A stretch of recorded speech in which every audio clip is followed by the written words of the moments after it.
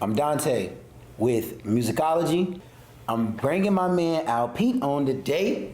What's happening? What's happening? How y'all doing? What's good? What's good? And you know how we're gonna do it. We're just gonna talk about music and like our love for it. You know what it means to us, and we're gonna really talk about mental health though. So this right here is Musicology, curated by the 21st Man, where they're redefining masculinity through their 4 pillars of modern manhood: community, integrity, entrepreneurialism, and mental health. And so that's what brings us here today. So let's dive into it, fellas. Like, when I say music and mental health, that intersection, what resonates with you? What speaks to you?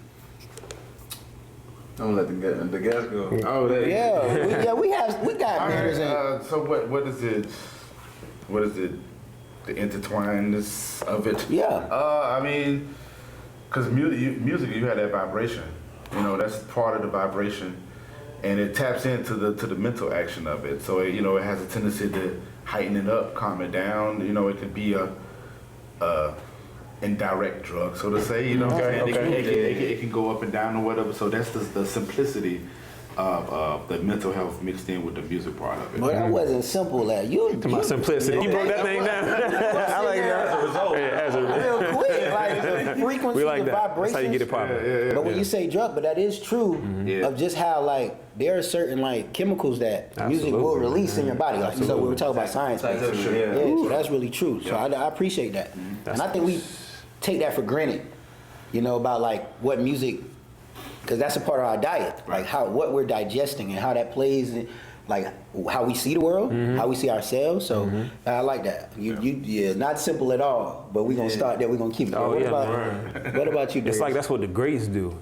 Give you a song that you can like ponder on that could change your life. You know what I'm saying? Whether it's gospel, whether it's R&B, whether it's hip hop, or like I'm not gonna say his name, but there was a man on YouTube that said hip hop is higher infinite power healing our people. So it's like when you talk about that mental health of what hip hop is supposed to bring, it's supposed to heal your people, supposed to teach them something. Like hip hop at the time was like what they were rapping about, you know, and what they were going through and whatever, the suburbs, hoods or whatever, you know what I'm saying? And then right now it's still it is indicative of what the times that we're in now, which is like it can be a drug, but then you definitely on more drugs, and there's also, you know, in that mental health.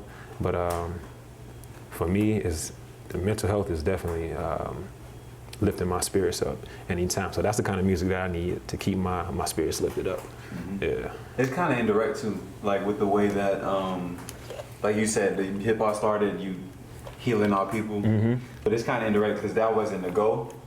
For a lot of people, the main goal was like just to tell my story, and then my story was like my life is this, and then other people resonated with that, and as a result, they're like, okay, I can hold on to this and then right along this journey and use it to help me in my life. So it wasn't even like I'm doing this to help you, I'm doing this to help me, but you're a reflection of me as a result. So that's the biggest thing. And like music can really just, like you said, it's like a drug, but it can also accentuate just like how you're already feeling or shift your whole perspective completely. Change it. It was a song called Real Motherfucking G's, and it's a diss track to Q. But I thought I was a gangster every time that song. Oh yeah, you felt that. Every time, and I sang every word. Like, and it's talking about like getting your stripes through the streets, being able to boom boom, and that's me. But it wasn't, you know what I'm saying? But it was just me when I listened to that song. It's same with any, like Let It Burn with Usher, you know what I'm saying? Like I'm in a sad state now. So music can just like, has that ability to hold you and then steer you wherever it wants to drive you. That's true. If it's good. And I think that's the power like of it. And when you talk about mental health, you know, obviously like that discipline, that sense of self, that identity, and if you're not careful with a tool as powerful as music, you could be trying on different masks and get taken, you know, way left. And I think I know I see that. You know, I'm in education. I see it often, you know, where kids, and it's okay to try on those different masks, kind of see what fits, but when there's no balance, especially with music, then you start to see how that impacts like their mental health and the development of like self and identity. So when you said that, like that is true, because there's places where it's like, I'm listening to Meat or Pop or you know, hey, You gonna feel it. like what's happening? Yeah, you know, that's and what I'm on now. Yeah. and so if that's all you listen to, like you can't lose yourself in Absolutely, that. yeah. Like if you're not already rooted in like who you are, why you are. a So, good point. It's a good so point. yeah, that, like that's powerful. Like music is hella powerful. Because what you just said about how music is powerful and nigga shit, like, do you think artists have a responsibility, or they can just make whatever music? Do you think they have a responsibility to like rap a certain way so that other, like say kids don't latch on to that subject and ride with it? Like, do you think they have a responsibility right in? Well, they have a responsibility to educate them and make them understand. I wouldn't necessarily say they have to go and say, well, let me not rap this way or rap that way. But it's definitely your duty to come back and have a form of education behind that. I definitely agree with that. I feel like a lot of people in regards to creators, definitely creators, even with businesses, the educational aspect of what you do and what you're trying to imply is not there a lot. So the educational part definitely needs to be there. So yeah, you can keep rapping the way you want to rap, but even if you go into the schools and dropping off some money or something and talking to them kids for like 5 or 10 minutes, something Needs everything. that needs to be there. That component definitely needs to match what you're displaying out there. Like a whole picture. It needs to be a whole picture. I mean, because now if you're just doing it just for a hobby, maybe a different story. But a lot of these people, these artists have purpose. Now they might not understand the purpose, or understand how this music affects this way, that way. But once they understand that part, the education aspect definitely needs to be in play. Like automatically, it needs to be that, like you said, perfect picture for sure. Man, and I think it blends that like that balance of being authentic, but then considering like the implications of your music, of your creation, but being authentic. And that's what I always loved about music is like, if I was having a bad day, like I'm not trying to find like the most eloquent words just to say like I had a bad day. Sometimes it's, nope, fuck the world. And you know what I'm saying? Lil Wayne had a song that I can hear it right now that I'm just like, I just appreciate that directness. You know, and I think when you talk about mental health, being able to release that and not feel like I have to sanitize like my thoughts, and I can really own like, nope, today was trash. You know what I mean? And someone else had a trash day as well, but they somehow got over it. Like I think that space is also important. So I like balancing the social responsibility, because like you're talking about something that's global, like consumed on a global scale. Yeah, It's kind of hard. The words and the music, all that stuff is extremely global. When you listen to music, or even when you're making music, right? Because let's say you have, and let's say you get to a certain like level of celebrity. We say you have a responsibility to teach, but then you also make music to express yourself. And then you feel a certain way, so you're rapping this, and how you feeling might not be beneficial to someone listening to it, but this is how you feel. All right. So it like, I don't know if trying to cater to that education is taking away from the authenticity of your music or like the artistry of it. That's why I say it's a balance. It's a balance. I totally get what you're saying. I totally get it. But I just think when you think about kids being inspired by your work, you know what I'm saying? And like people come to you and saying their life has changed, and you inspired somebody to start their dream. Facts. I'm not saying you should go out there and be like this, this PhD professor or whatever. But at the same time, too, ain't nothing wrong with being a PhD professor. Nothing wrong with education is great, especially in hip hop. I don't think people understand, like when it comes to hip hop, having education and them letters on the back of it makes you a vital person. Some of the best lyricists or artists period are very educated. Exactly. Like scholars. And a lot of those people are in colleges teaching hip hop. From Bun B to Ninth Wonder, you know what I'm saying?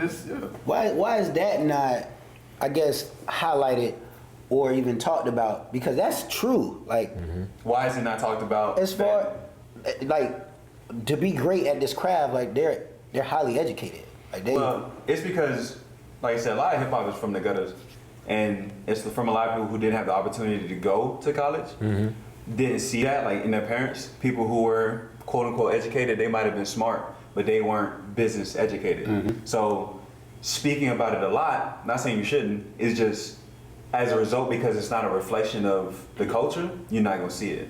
Now, Yeah.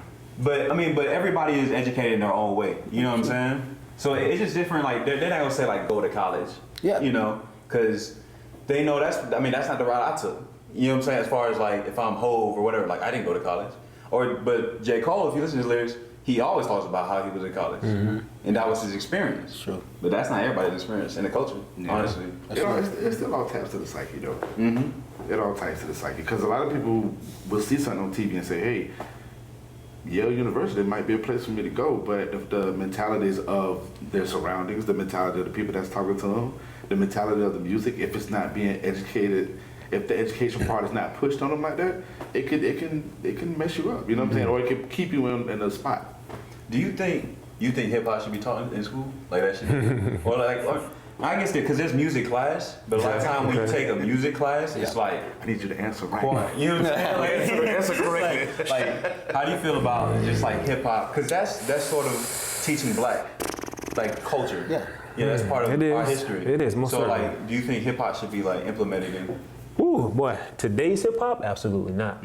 My thought process, if we talk about the people who were scholars, I like to look at Common, who his lyrics just show you how smart he is and just how calculated he is with the stuff that he say in there. You know what I'm saying? We can even take Kanye and West, you know what I'm saying? Because let's go with how smart his words are. You know what I'm saying? Now, whether he went to school or not, I'm not familiar with that. But just his approach to hip hop and what he was showing, what he was teaching, and the vibe that he gave off. We talking about mental health. He was uplifting a lot of people. He was telling people about the struggle. He was telling people about like, yo, okay, I got in this crazy car accident, but that ain't stopped me from going. You know what I'm saying? Versus the reason why I got in this car accident because I was on this lean, and I'm gonna be on this lean the next time I get in another car. You know what I'm saying? That should not be taught in school. Perseverance, education, of course. In my opinion, love, community. These things should be taught in hip hop. So if we gonna be putting that kind of stuff in school, then it need to be. I mean, in hip hop, talking about teaching hip hop in school, it need to be that kind of stuff, basically. I would challenge a little bit, and like I think when we talked about that dichotomy needs to be shown. Like I do think because that's the beauty of music, and that's the beauty of when you talk about the mental health. Like I don't want to always feel like I have to walk this fine line with no era. And so if I'm only going to say that hip hop should, I only want the love aspect of it, the unity aspect of it, then I think then you get into the, perfectionism, like that defeats a lot of people every day when you talk about like depression and anxiety of not being able to make a mistake. And so like that'll bring me to like our personal experiences with music and mental health. Like what was a moment for you that you see that power, that you felt the power of like music helping you through a dark time or even a joyful time, if that was it and that's how you celebrated, your victories? And I'm definitely got to start with Al P. Got to. Talk to We're gonna give you a moment to think about it, because I know. But you dropped it on us earlier with your simple. Right. So now we coming back to you. Yeah, I mean, of course, I have a lot of experiences, but I want to say when I discovered like Foreign Exchange, Lil Brother was first. Lil Brother, Darren Brockington, Nicolay, Fontaine, and all them. They're like the epitome of grown man rap. And I had little songs here and there that I would listen to, but the way that they are so authentic. They give you the music like they don't care. And they talk about their personal, especially Fontaine, he talks about his personal experiences so thorough. But and it was just good to hear an MC talk so like clear about his path, and it made me feel a lot better about the walk that I was going through in regards to becoming a man. Because by that time I discovered that my son was like 3 or 4 years old, custodial parent, and I never really had a man to like show me how to be a man. So the music talked to me a lot. You know what I'm saying? And Major. I probably would have went a few directions. Left, yeah. Yeah, had I did, and this is when I was well in adulthood. had I did not listen to them and understand that they was coming through and them tapping into my vibration just by the beats were dope, the production was dope, but just the words that they were saying, it was so healing. And it just made me, every time I would listen to them, it made me feel a lot better about walking this earth, like with you know, unapologetically, but at the same time too, still walking a narrow line and making sure that I was straight and, you know, effective in my orbit. That's dope. Okay. And that was this, like I said, this is when I was like, you know, when I discovered them was like 27, 28. That's massive. And they still, till this day, I still listen to Foreign Exchange, Fontaine, and all of them. And the way that they talk, I love it. It's a healing for me. And you just put me on. Healing. Like, All right. definitely put me on. For sure. I'm gonna listen to them. I recommend them to all y'all for sure. Okay. We're talking about personal experience. I also want to go back where you made that, and this goes into my personal experience. When you were talking about challenging, you know, in the hip hop love community, progress, prosperity, things like that. Okay, no, that should not be the only thing you rap about. Cause let's talk about the things that led you to that mindset of wanting to pursue love, community, progress. So you do have to have that song, cause it is, like you said, a personal experience. It's like you coming from the gutters. So you don't want to stay there. You know what I'm saying? You want to come up. Like, I didn't want to stay homeless. Like, you know what I'm saying? I want to come up. I didn't want to have to struggle with family members who perverse, you know what I'm saying, or struggling with drugs, you know what I'm saying, stuff like that. I wanted to come out of that. So again, we discussed kind of like before, gospel definitely helped me come out of that, and then lifting the spirits up. And then, you know, gravitated towards other artists who were just mainly talking about drugs and violence. So that's where the detriment comes in, right? Because then you sticking on that, and it's like the responsibility is, okay, you have you talking about your drugs and your, you know, the death in your family and all of these things like that, but then let's show the progression. Yeah. Like how you came away from that, you know what I'm saying? And that could be a whole album. So you challenging, you doing both. You got on the album how you started and then where you going and where you want to finish, you know what I'm saying? That's how I look at it. So I definitely appreciate that. So for me, so you know, the wave right now is, you know, healing, you know, and your trauma, getting over your trauma. What sticks with me is that, like, sometimes we can get blinded, you know, by like that hurt. Like always thinking now, focusing on like the hurt, the trauma. So every conversation is a matter of like, well, you know, my struggle's my struggle. And we never really get to that point of, no, like, we don't gotta live like that no more. Like we're not just surviving anymore. And so, like, I appreciate that. Like, I appreciate you telling me that, because even in my own life, like, that's our thing. When you went through that hurt, especially when you were a child, like, you didn't ask for it, you know, and then it rooted and got concrete and crystallized, and now you're breaking those barriers down, and you don't want to go back to being broke, but now you like, no, I need to enjoy this space too. Like, I need to enjoy this life now. Like, I gotta, for sure. Let's progress now, you know. Absolutely. Yeah, you right about that, and I do appreciate you, like, even you pushing back on what I said earlier. So I like that. Black J. As far as the experience is concerned, it's not because the song was speaking to me about what I was going through. Yeah. It was speaking to, like, what I wanted to get.